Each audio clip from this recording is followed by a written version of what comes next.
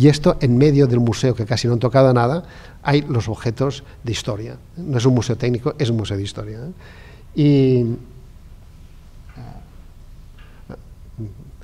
es el Museo del Ruhr, y aquí está la escalera que subes, y hay hay una colección de arte, hay una colección de romanos que en las diversas dependencias, en este caso era un depósito que han hecho unos agujeros y van viendo el lugar.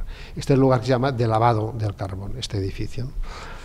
Bueno, me parece que esto es un poco lo que os quería explicar. Y lo último era el museo del sistema, que no sabía si hoy se tenía que hablar de este sistema. Yo los he dicho al principio lo que era este sistema. Este sistema, de alguna manera, digamos, como os he dicho anteriormente, funciona con los museos, digamos. Unos son sedes del museo, otros son secciones, otros son museos colaboradores, son estatus diferentes, al menos hasta ahora, y hemos intentado hacer unos programas transversales de educación, de conservación, de turismo, de imagen institucional, etc., ¿no?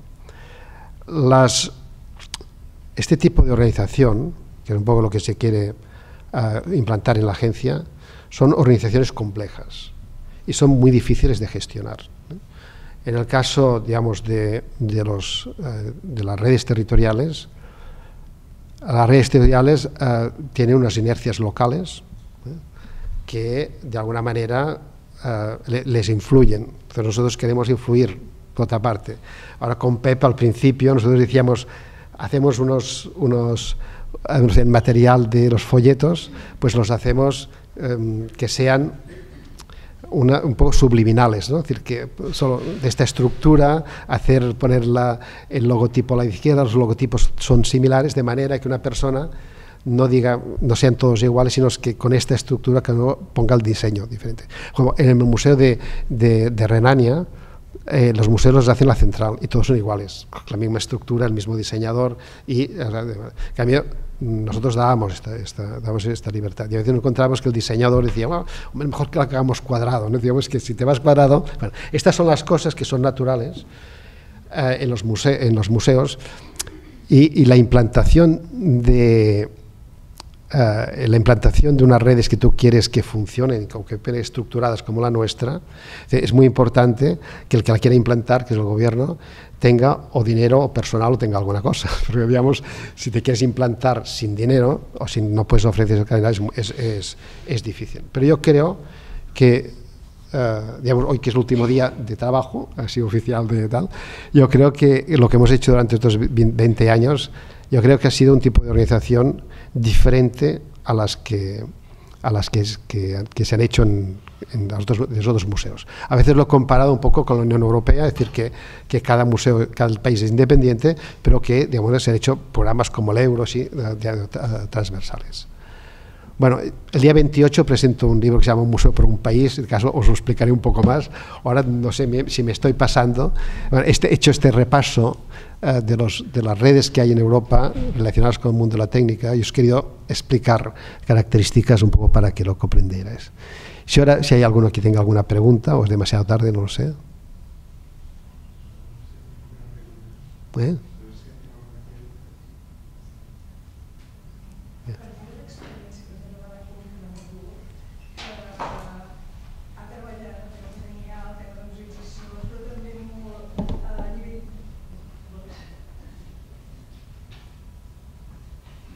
Sí, a partir de, com deia, de l'exemple que jo conec una mica, diguem, de la conca del Ruhr, de com han treballat tot el tema de valorització del patrimoni, no només a través dels propis museus, sinó a través d'intervencions a territori, de paisatge, de cultura en tots els sentits, fins a culminar-ho amb la capitalitat europea i de més.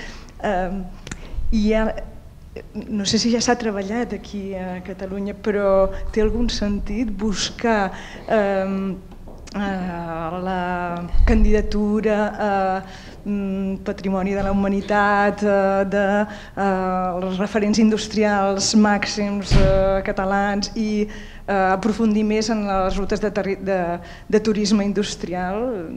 Penso en aquest exemple del Ruhr, però segurament vosaltres en sabeu molts d'altres, no? Sí, bueno, digamos, el RUR, a diferencia de la principal diferencia de Cataluña del RUR es que el RUR no es turístico. Tiene la Catedral de Colonia, bueno, tiene más cosas, Museo Neandertal, bueno, tiene otras cosas, ¿no? Pero digamos, con la familia, ¿dónde vamos? Nos vamos al RUR.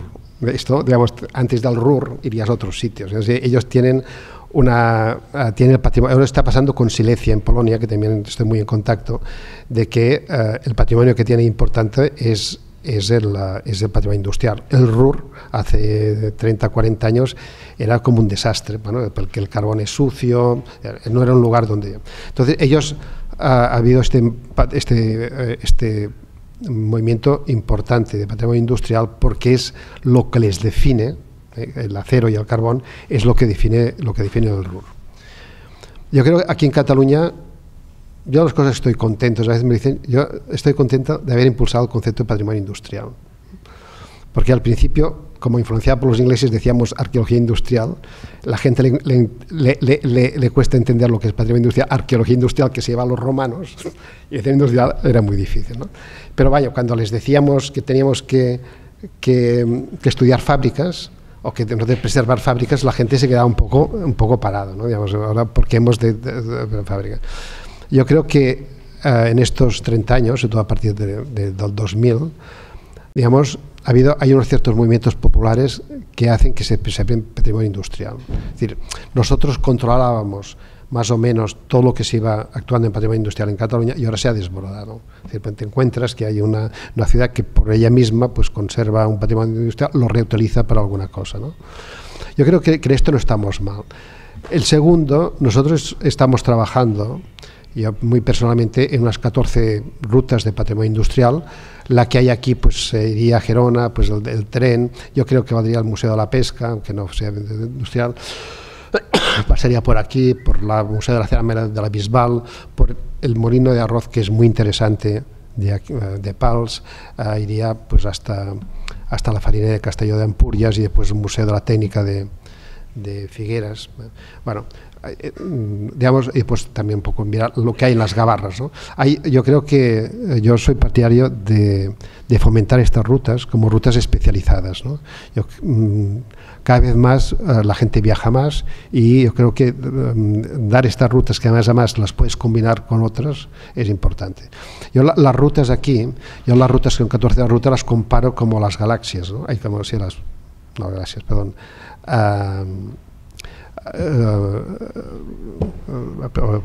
Tengo un fallo mental, perdonar, como digamos, de lo del horóscopo con las...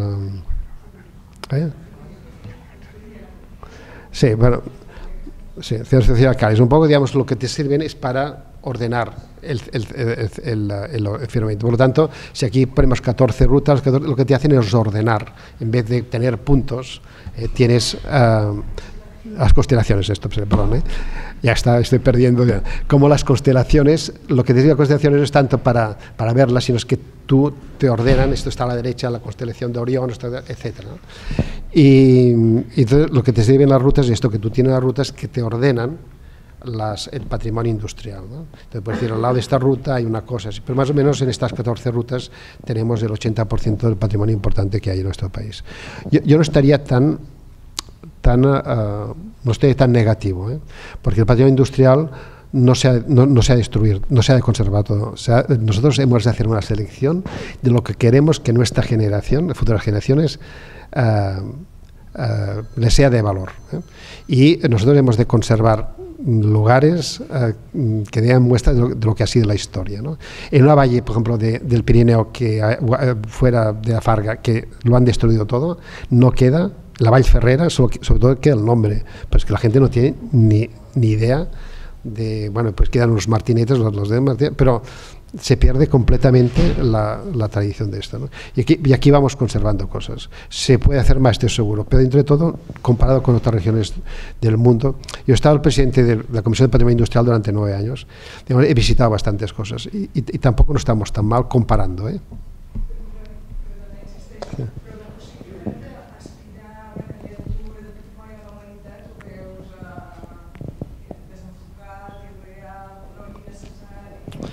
Yo he estado 3 años en la comisión, de la comisión de ICOMOS, de decidir el patrimonio de humanidad. Yo veo aquí hay dos lugares que se podrían candidatos, pero primero han de ser candidatos de Cataluña y después de España. Cataluña ha hecho sus candidatos y España también. Pero digamos, objetivamente, la fábrica Imeric Yamat puede ser candidato. Hace 3 años, yo estaba en el comité, aprobamos la fábrica Fergus de textil, no, la fábrica Fergus de Alemania, que era de Gropius, y el diseño es único. Y lo otro serían las colonias del Valle de Llobregat, que es único en el mundo. Las colonias industriales del Valle del Llobregat. No hay unas cosas similar en el mundo como el Valle del Llobregat. Lo que pasa es que es un paisaje industrial, igual como Derwent Valley. Derwent Valley hice yo el informe para ICOMOS y sería una cosa muy similar. Ellos hay 5 colonias industriales, han seguido el río, las han unido, entonces queda como especie de rosario unido, que es patrimonio de la humanidad. Esto se podría hacer. Lo que pasa es que los ayuntamientos lo han de querer, porque esto quiere decir conservar una parte. Bueno, lo propusimos una vez y hubo unos arquitectos que se pusieron que esto es congelar el dinamismo y así. Yo creo que el patrimonio puede justamente fomentar la economía y el dinamismo del lugar. Estos son los 2 lugares importantes. Seguramente este museo también podría ser de la fábrica del corcho más bonita, pero esto sería más difícil ponerlo. Sí. Buenos días. ¿Vuestra red de museos es una red cerrada o está abierta? ¿Podéis...? En principio está abierta, pero ahora si yo continuase y le dijera al director general que ponga otro museo, me haría una bronca. Porque ¿qué requisitos se necesita para entrar a formar parte de vuestra red? El primero era que tratara una temática que no... lo pongo aquí. Que tratara de una temática que no se ha tratado. Nosotros hemos dividido los museos en 3 épocas: museos postindustriales, museos industriales, museo de la segunda industrialización, que es del 1900, que son museos, la segunda industria caracterizada sobre todo por la electricidad, el cemento, y museos postindustriales que no tenemos nada. Es decir, teníamos un lugar que queríamos hacer Museo del Viento, pero al final no se hizo, en Almatret. Y faltaría, pues, por ejemplo, un molino batanero, que era muy importante en un de la lana, unos pozos de hielo, a veces estoy traduciendo y a veces pozos de hielo, por ejemplo, que los más importantes en lo que había en Castellterçol, que alimentaban de hierro Barcelona. De la segunda, pues las minas de antracitas de Soroca, que se está haciendo un museo, una bóveda industrial que hay una en Tortosa, General Punto, que es un museo que tiene en Mataró. Bueno, y después hay este museo que os he hablado de Tárrega, de electroquímica de Flix, que la visité, es una colonia alemana que hay al lado del río, que es muy interesante. Bueno, el otro día, por cierto, me dijeron una jabonería, una fábrica de sabón, que también en la fábrica de jabón tenían interés, no sabía que existía, pero un poco que cada temática, es decir, un poco lo que ha dicho Anto Pep, nosotros se puede explicar la industrialización viajando, es decir, la preindustrial, si pudiéramos explicar los principales lugares de la industrialización, de la preindustrialización y de la industrialización. Pero lo que hemos querido, este sentido de singularidad, de que cada lugar ha de ser singular a nivel de Cataluña, es importantísimo.